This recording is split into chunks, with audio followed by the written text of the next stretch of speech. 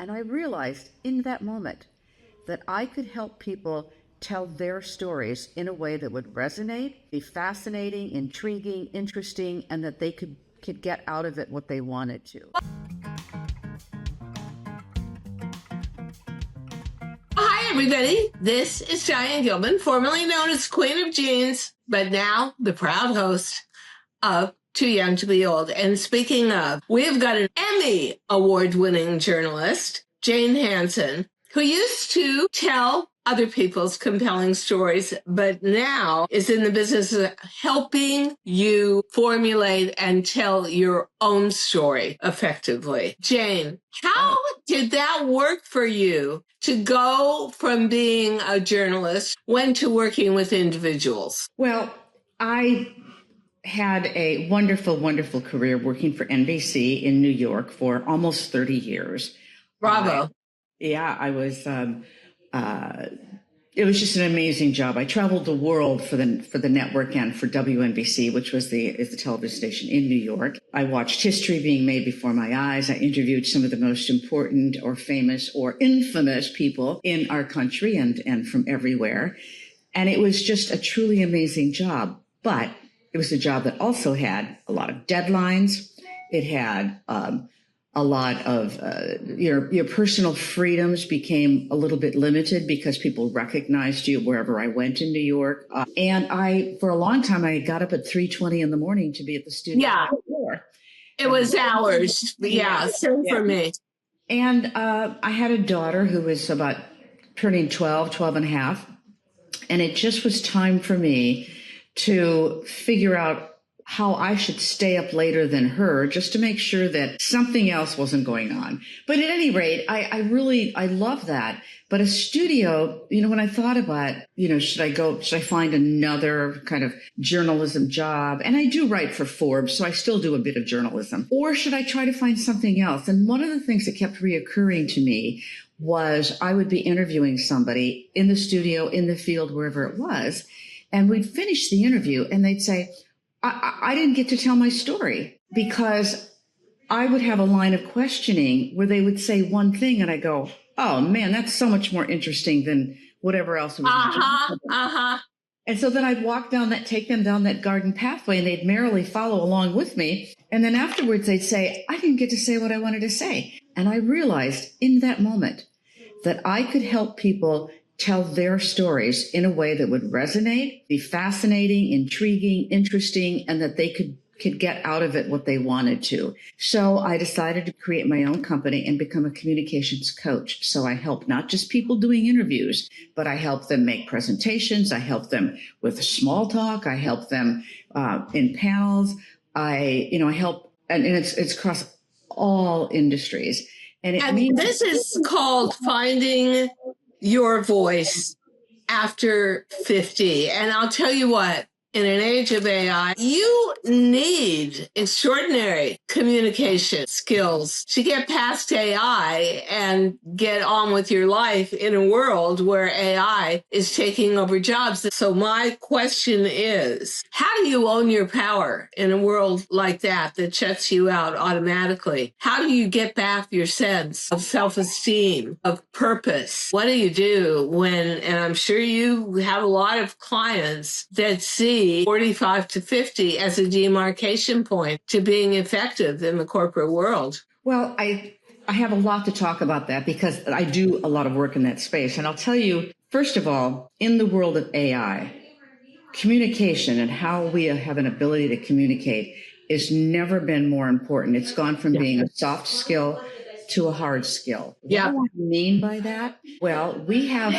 a lot of abilities, and I can do a lot of things for us. And some of it is actually good. Like, for example, I have it help me with proposals. I have ways in which I can use it when I'm researching things, etc. In order to do my job, I still have to be able to talk to people. I just literally came back from a conference in Las Vegas. There were 10,000 people there. Half of them were women.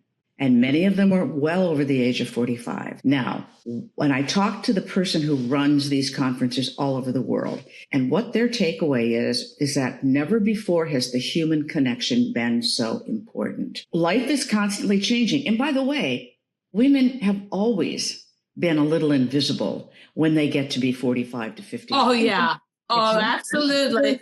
Yep, it's nothing new. So here's what I say is you need to take a good hard look at yourself and do it now. If you're listening in your 30s, 40s, 50s, 60s, 70s, and you have to think about what is it that I'm really good at and where do I really want to go?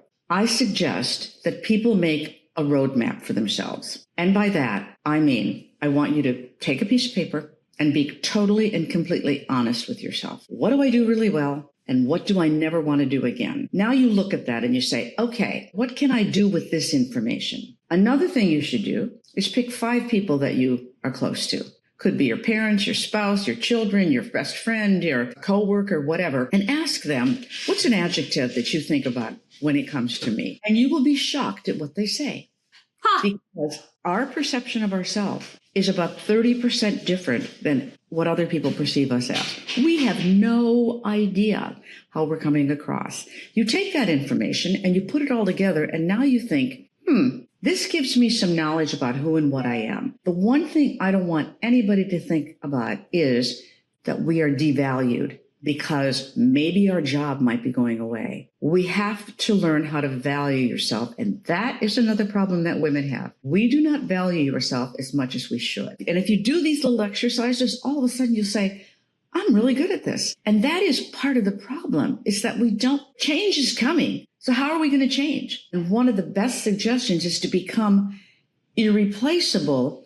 I mean, obviously, we're all replaceable at one point or another, but become irreplaceable in the way that you communicate with your peers, with your bosses, your customers, with whatever it is. You have to become the person that is the go-to one for all that stuff that AI can't do. Well, what do you think AI cannot do? So one of the things is that you really need to figure out how to become your best self. Oh, yeah. Yeah, like get a good nutrition plan, get your exercise in, and really be intentional with what you're doing with yourself. And that's truly important. So you asked for an example of something that AI can't do. It cannot form a relationship. And most business is built upon relationships. If you look at, and I do a lot of research and work in this space, if you look at something that we call executive presence, which is how do people come across to others? The two most important factors in it are, do I trust you and do I like you? Now, what is that all about? How do you display trust and how do you display likability? It's communication. So if you think about those 2 words, and that gets back to relationships. And back to this conference that I was at, one of the reasons that the people who run the conference, because I did a fairly lengthy interview with the CEO of it, was people are connecting because we're in a world where we don't connect one-on-one like we do. It's a change and it's here to stay. So therefore, how do we connect in ways? We have to learn new ways to connect almost. And so at a place where there are 10,000 people, they have all these special little meeting rooms where people can actually get together. They set it up so that they can meet and connect. We have to learn how to connect. The other thing is that if you feel threatened in your job at the age of 45, like a lot of these women are, start connecting with people that might be outside of your little wheelhouse. And you'll be shocked at what happens. And there's so many ways to do it. Social media, just joining organizations. I have gotten referrals and jobs in my business, not because of marketing, but because of word of mouth. It's all word of mouth. And don't be afraid to take a leap. What's the worst thing that can happen? It won't work. So what? Try something else. You gotta have faith in yourself. Yeah, and that was one thing where little analytical brain, people used to say to me all the time, you sell millions of jeans every month and it's you. And I thought, well, but it's the product, but. But in the long run, I found that I was in an industry, television, teleretailing, that was very dependent on personality.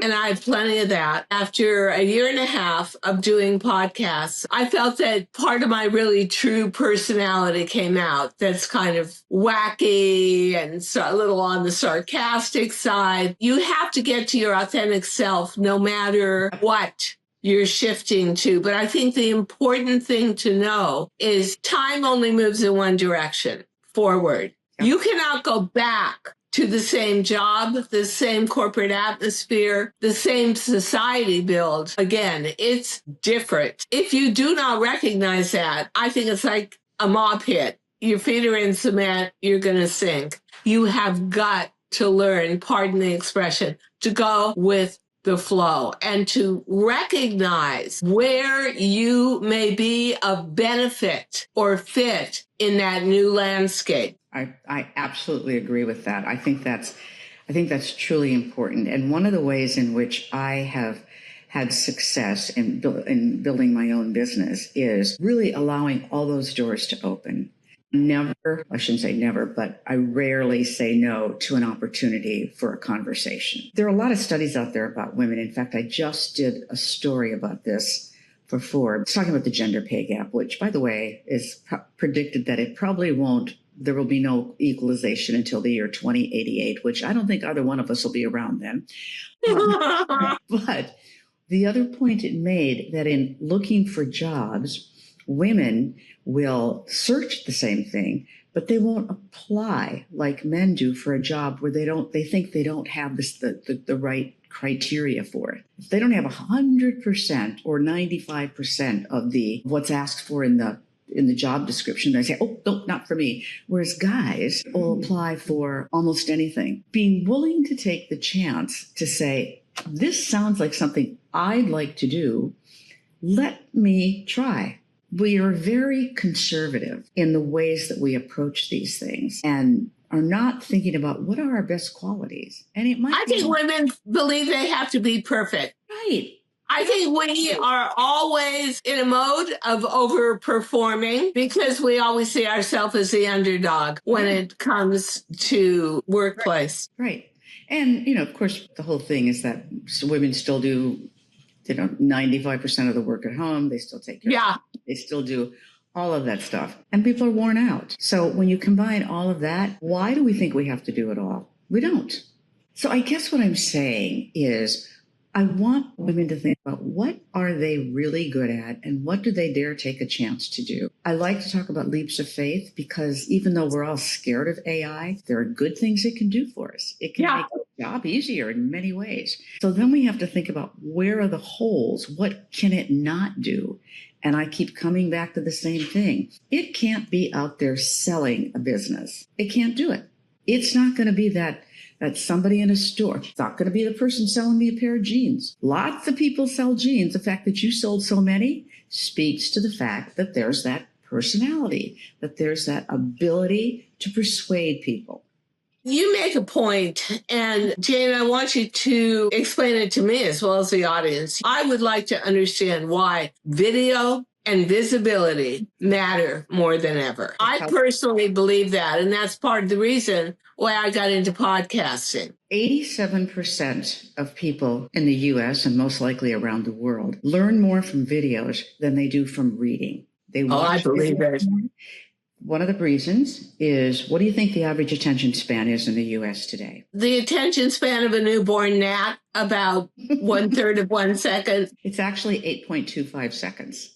Yeah, I believe it. Which, according to Microsoft, is less than the time it takes a goldfish to feed. So the thing about these attention spans, that's where we are. And a lot of it is because we're inundated every day with so much information that we quickly go from here to there to there to there to there. And that's what happens. This attention span means we have to engage people quickly. And if you're going to engage people quickly, you have to do it in a way that will grab them. It's like when I was in television, we used to have what we called teasers in a news. Yeah. You'd hear it. we'd say, okay, we're going to be right back. And when we do, we're going to show you the alligator that ate the kid or whatever. Yeah. So, of course, we stay tuned. I want you to think about having those grabbers in the way you do things. Yeah. Easy. And you know what? Here's an interesting fact, too. More people that are of the baby boomer generation watch do-it-yourself or DIY YouTubes than any other generation. No. Yes. And you think, really? But that's what's happening because maybe they've got a little time on their hands and so they're going to try to do it themselves. Maybe they want to save money. I don't know. But they do. So videos are really effective. And of course, I believe in it because I've been in television my whole life. So, you know what's so interesting, Jane? We do 3 different podcasts, Too Young to Be Old, about key points of making aging better, easier, more effective, more pleasurable. Fashion Thursdays, my background, and 80-40, where my brand manager is 40, I'm 80. How do we see the same event, but so differently from 2 points of view for age? Many of the podcasts do extremely well, and thank you for that. But what really does well is when we pull out a 20-second short and throw it on Instagram. Yep. Those lesser time videos with a punch. But that also have either some personality to them or Content. Yes, that really make you say, I have to listen to that. And it's where people are being authentic. Yeah. I mean, there's so much stuff out there. I don't know about your Instagram feed, but mine is full of these stories and you're like, and the stories are way too long. You know, you just want to get to the point, and then it's like, and he was born in 1907. And okay, I can't listen that long. You have to get to the point quickly with me, and I want to absorb as much information as possible. So you say confidence is a learnable skill. How do you overcome self-doubt, especially as an aging female in a society that devalues you? And let's face it, that is true. That is absolutely true. What I think you, again, getting back to this notion of what is it that you do really well, and also of not allowing your head to get into that space, which is really hard. But I want you to think about it. There's a beauty to aging, and that beauty is the wisdom that you have gained. And we forget in this world, you know, this is the first time in the history of the world that there are 5 generations working in the workplace at once, which is really unusual. And I work with a lot of teams where they've got a next gen who's in their mid-20s, then a millennial who's probably close to 40, then there's a Gen X who's probably in their late 50s, a baby boomer, and then sometimes the silent older generation, which is, you know, they're retiring out, but they're still there. So in every single one of them, there are stereotypes that really are kind of applicable. And we all are trying to work together. So what I suggest is, okay, you've got the 25-year-old that has the technical skills, but they don't know how to talk. They're too engrossed in their little phone to be able to have real conversations. Maybe helping them learn to have conversations because it's the only way they're going to get ahead. But then they can help you because they can teach you things too. So it's asking each other for help so that now they see you as a value. They see you for what you bring to the table. And don't forget. That's the challenge. Nobody wants to grow old, but everybody is fascinated at the people that do it differently. And I hope that differently actually becomes the norm, because there is no sense in living to be 100 if you're not doing it in a way that's rich, builds upon itself, and is deeply satisfying and helpful to everybody around you. That's exactly right. And go find those places where you can be helpful, where you can be useful. I mean, maybe we are inadvertently allowing the devalue to continue because we're not. I think so. Self. I mean, look at you. Come on.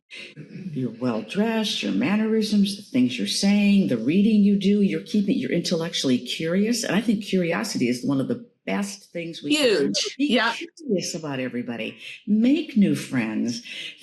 Take yourself out to a restaurant, eat at the bar, and talk to the person next to you. Or if you're on an airplane. Yesterday I was on an airplane back home, and I sat next to kid must have been 28, 29 years old. And I started having a conversation because I was watching what he was looking at on his phone. And it was fun because I just picked up a couple of new little ideas about what's people that age like. So be familiar with pop culture. Be familiar with what's happening in the world. That is so on it. When I realized that with music, most of music is about first love, first kiss, first experience, losing that first love, first heartbreak. Yeah. So you're way past that. But when I recognized that Taylor Swift was the Madonna of today, just in terms of fame and people listening, damn it, I sat down and listened to every Taylor Swift song, trying to understand what she meant to the generation she was focusing on. Because I'll tell you what, if you don't hop on board the train, you are going to get left behind, and you're going to be in territory that looks very barren because you don't understand any of the flora or the fauna of it. The beauty of her, as opposed to a lot of celebrities, and trust me, I've interviewed so many of them over the years. Yeah. The ones who are truly successful are the ones who are authentic. They speak from their heart when you ask them questions.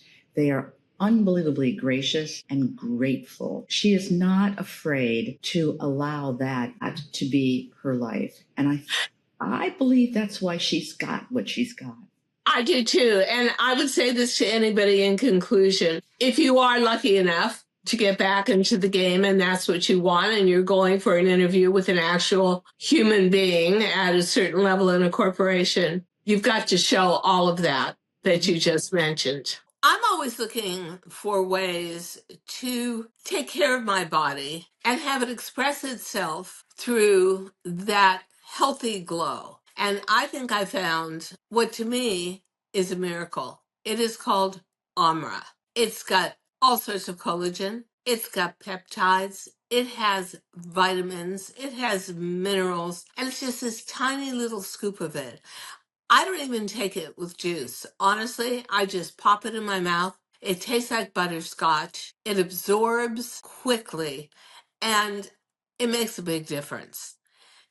As you age, even if you are eating correctly, you are absorbing less vitamins. That's just what happens to your body. You need a supplement that's easy to take, almost instantaneously gives you results, more energy, better looking skin and hair, and helps you form a healthy habit and start to get all the nutrients you need.